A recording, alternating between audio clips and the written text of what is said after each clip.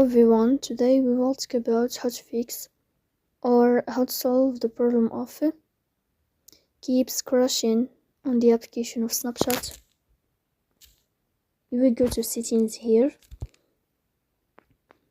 then we click on apps, default apps, app settings. In this list you will scrolling down until you find this window of Snapchat app, and you will click. Here in this page of app info you will go to first stop and you will click OK. Here you will enter to the window of storage, then we click on clear cache. In the end you can turn off your phone and you can wait a moment to restart your phone again to fix that problem.